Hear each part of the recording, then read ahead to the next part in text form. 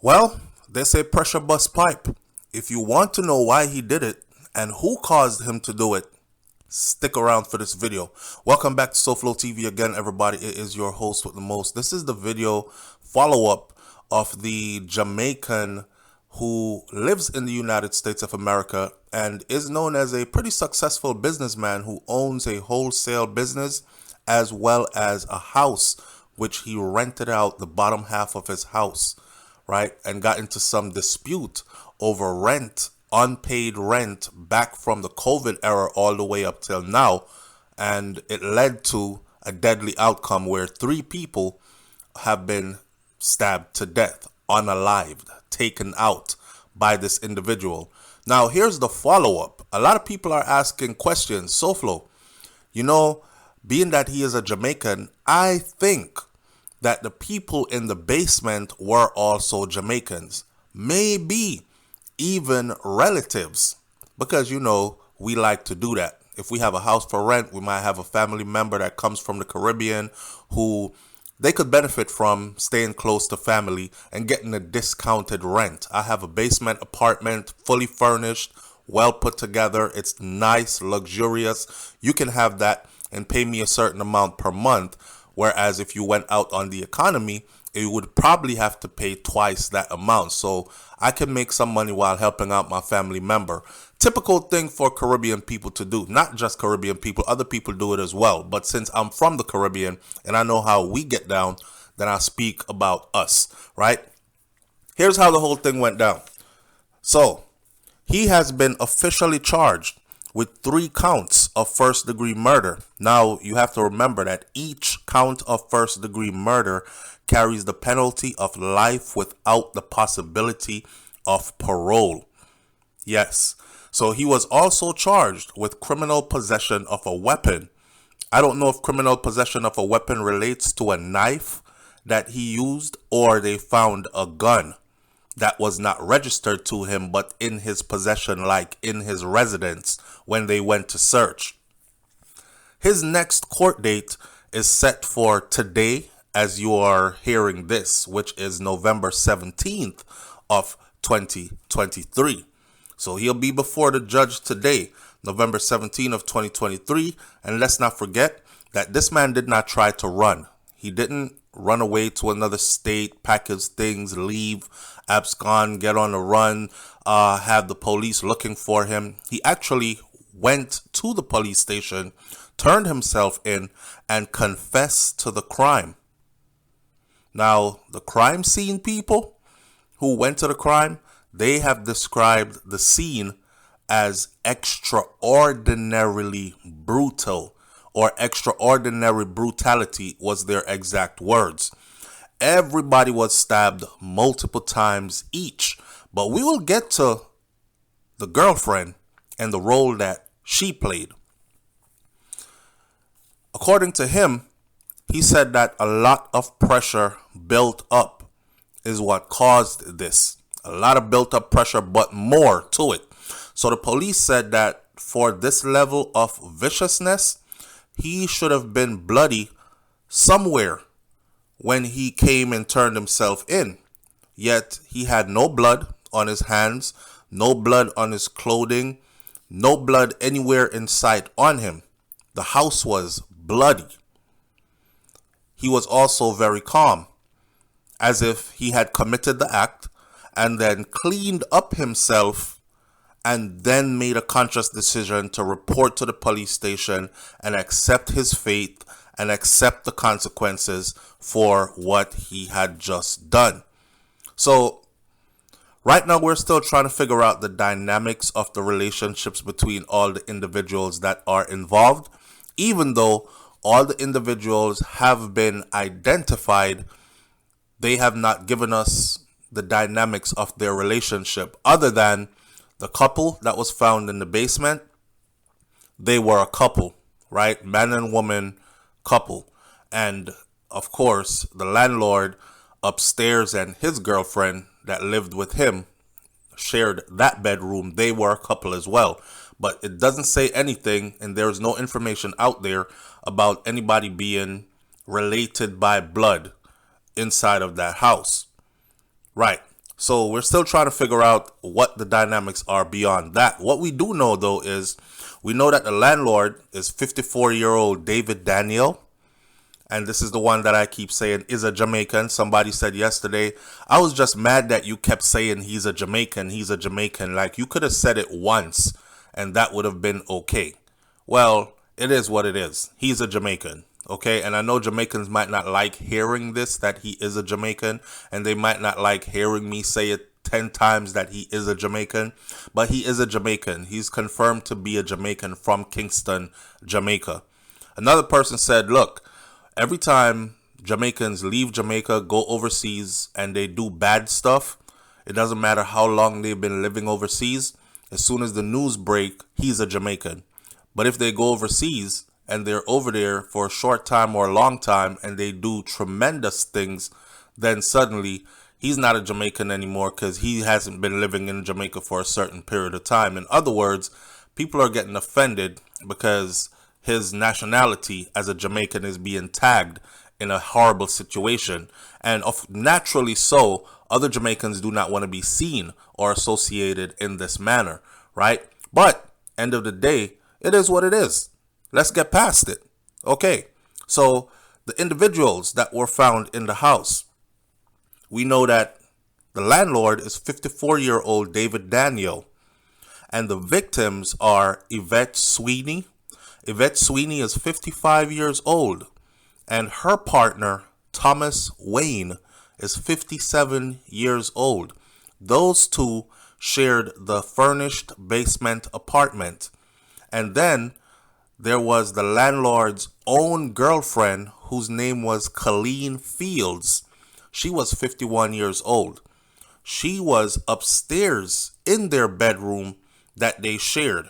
And here is what he said happened. Now, remember, with his girlfriend and the moment, this is what he said, the moment that he snapped, the moment that he took her out too, along with everybody else, this is when the confrontation started. So, to put you in perspective, the house has 3 bedrooms in it. Keep that in mind, right? The house has 3 bedrooms in it. Now, what he said was this. He said, she locked me out of the room. He told the officers that the confrontation began when his girlfriend started mocking him for not doing anything about the payments for the rent from the people downstairs, which makes me think they're not related in any way. He just had some bad tenants who decided that they were going to get over on not paying rent, and it had been going on for too long. So his woman is up there, you a pussy, you soft as hell. That's why them people downstairs are using the shit out of you. You can't even collect your damn rent. Look how long they down there rent free. And she kept going and she kept going. This is what he told the police. And this is when the confrontation started, when his girlfriend started mocking him for not doing anything about collecting the payments. I don't know what she wanted him to do other than do it by the law, which is you file your eviction notices, you take them to court, you do all that by the law. But she's at home mocking him, right? Now, that can be an ego blow to a man, to have a man's woman calling him out his name. You soft as shit. You a pussy. That's why the people downstairs don't even pay your ass any rent. You're a soft ass, right? It does something to a man to be spoken to like that by your woman. It kind of says she doesn't respect you. It kind of says she sees you as less than a man. Now, this is probably a woman that he is helping to take care of. I mean, giving her nice things, so on and so forth. And then here you are. I'm sure she wasn't paying any rent, right? You're living rent-free on my dime. You don't have any bills to pay. I pay all the bills. And yet you still talk to me like I'm a nobody. And you know I'm going through stress with the people downstairs. But because we're having our issues, you use that as a weapon to throw it in my face. This is what he told the police officers started the confrontation. And then he said, things got heated. She locked me out of the room. And I told her, that it's okay. We don't have to share a room anymore. But if you're going to stay in that room that we've been sharing, you're going to have to pay $1,500 a month in rent. He also told the police officers this. Remember, I told you that the house has 3 bedrooms. Downstairs in the basement is considered 1, and there are 2 more rooms throughout the house. The landlord and his girlfriend shared a room which left an extra room. So when she locked him out of his main bedroom, which he shared with her, of course, he was like, no problem, I'll go sleep in the spare room. However, if you want to just stay in here and take up my damn space and treat me this way, talk to me anyhow you feel like it, you're going to become a tenant instead of a girlfriend, and you're going to have to pay $1,500 a month to stay in that room. As long as you're paying that money, it's all good. Of course, the conversation probably went something like this. I'm not paying no damn rent to you. You can't even collect rent from the people them downstairs who's not been paying you rent from God knows when, with your soft ass. Leave me the F alone, right? And locked herself in the room. He kept on saying to her, you can stay, but you're going to have to pay $1,500 a month to stay in that room. Otherwise, get the F out my house. And she refused to do that. And she said she's not paying any rent and she's not going anywhere. And this is when he snapped. He said, I just became so angry with all the stress that was on me already. Now, speaking at his arraignment on Wednesday, his attorney, Daria Almond, said that she wanted her client, which is the Jamaican landlord. So I say Jamaican landlord because I know somebody is getting, oh God, he's saying Jamaican again. She wanted him, who is her client now, to undergo a psychiatric review, right? To see if there's anything wrong with him psychologically, and claiming the incident may have been caused by extreme emotional distress due to the fact that his record shows that this man hadn't even had a traffic ticket. His record was squeaky clean, and he is a upstanding citizen in society by a lot of people's account. So what could have caused this individual in his 50s now to snap when he has never been in any trouble, never done anything out the way before? His girlfriend's ex-husband met up with the media and expressed his shock. Oh my God, my ex-wife is dead. What could have caused this? She was such a nice and beautiful and quiet person.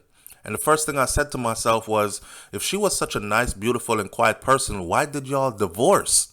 Or maybe you were the problem and you violated a nice, beautiful person. This was his take on it. He said that they were together for 10 years, but they were married for 6 years. So 10 years together, 6 of that married. And after their divorce, she kept her married last name, which was Fields. She never gave up her married last name. This man also said that they remained friends, but the condition in which she was found was different from the condition in which the tenants downstairs were found. The tenants downstairs were stabbed multiple times. The girlfriend upstairs, she was found face down in the master bedroom on the 2nd floor with multiple stab wounds, but her throat was cut as well. Right. Now, her ex-husband told the media that she is originally from Guyana and she has 2 adult children and 1 grandchild. Her ex-husband, who is 63 years old at this time, says that they remained good friends even after they separated in 2019, and then they finalized their divorce in 2021. She still kept their married last name, his married last name, and they spoke on a regular basis. So what could have caused all this? Because she was a nice person. Even in his interview, there were many red flags. You and your ex-husband speak all the time. You're still friendly. You kept his last name even though you guys are divorced.